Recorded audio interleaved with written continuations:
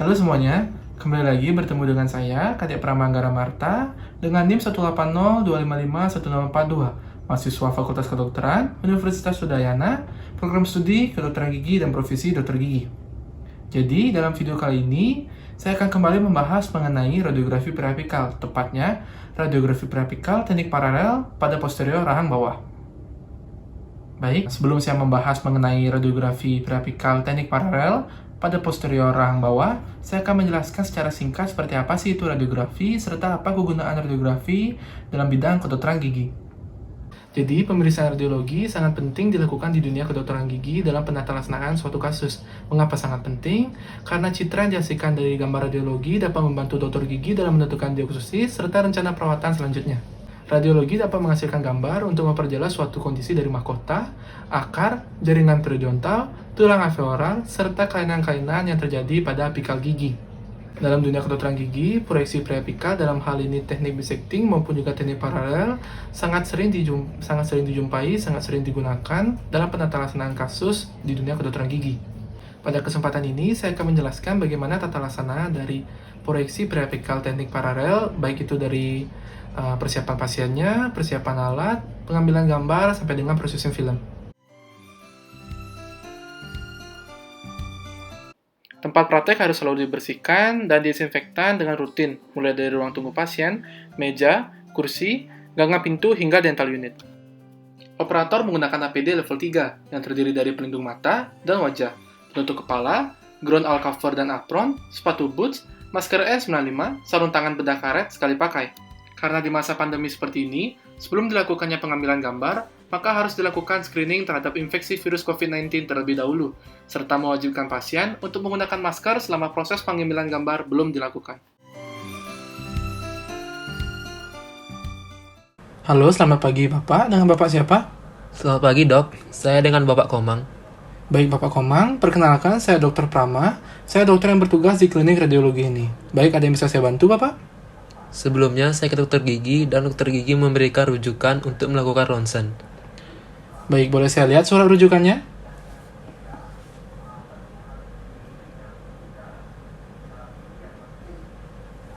Baik Bapak Komang, berdasarkan surat rujukan di sini, Bapak dirujuk melakukan ronsen periapikal. Sebelumnya, apakah Bapak sudah pernah melakukan foto radiografi? Belum pernah dok.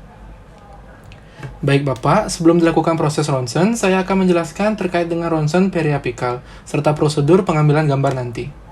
Berdasarkan surat konsul yang Bapak bawa, Bapak memerlukan pemeriksaan radiografi.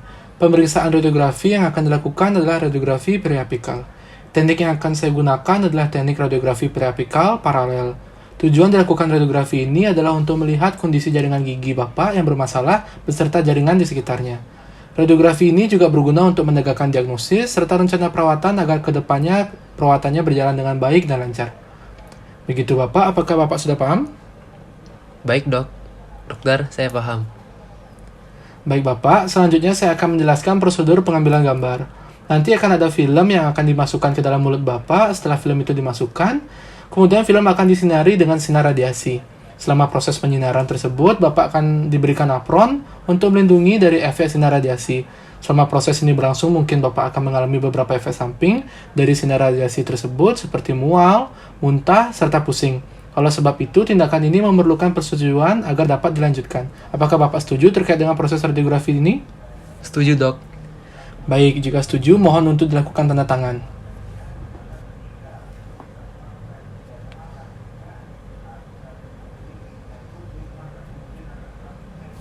Baik Bapak, sebelum lanjut ke proses pengambilan gambar, dimohon untuk melepaskan segala aksesoris yang Bapak pakai yang terdapat kandungan yang berbahan logam seperti kalung, cincin, dan jam tangan.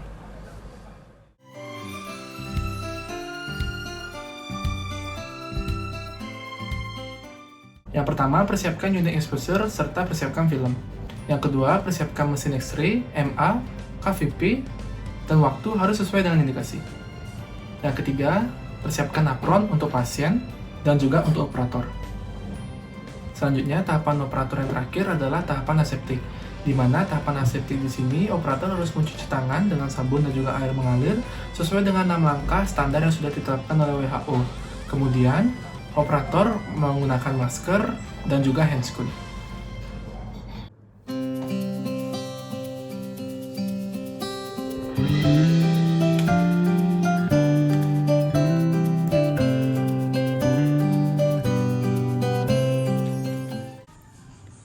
Bapak Komang, ini adalah prompt yang akan Bapak gunakan selama proses pengambilan gambar akan berlangsung. Nanti akan saya pakaikannya kepada Bapak.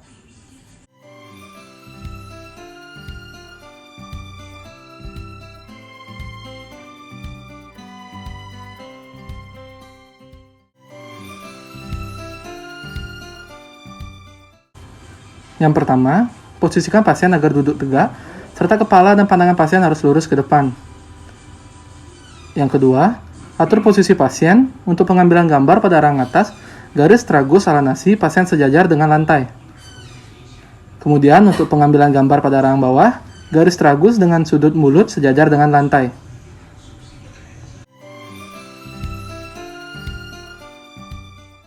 Sebelum film holder serta film dimasukkan ke mulut pasien, akan dilakukan desinfeksi.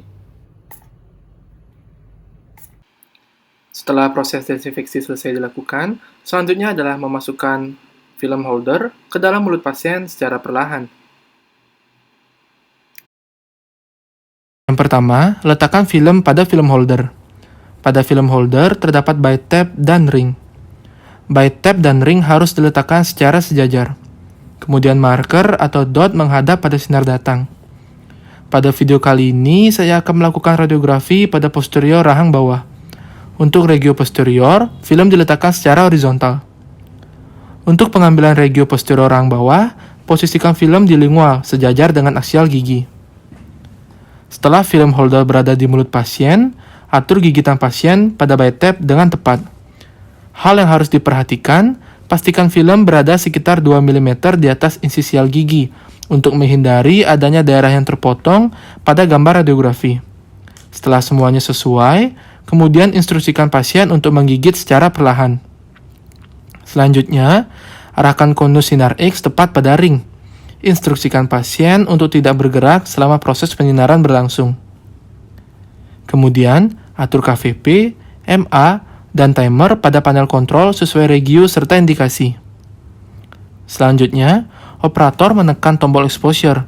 Saat proses exposure sedang berlangsung, operator berada di luar ruangan atau berdiri paling tidak 6 kaki dari pasien pada sudut 90 hingga 135 derajat ke arah pusat sinar X dari sinar. Instruksikan pasien untuk tidak bergerak selama proses penyinaran berlangsung. Setelah proses exposure berakhir, operator kembali ke dalam ruangan, serta mengeluarkan film holder dari mulut pasien. Kemudian film dibersihkan dari sisa saliva pasien, kemudian lakukan desinfeksi kembali.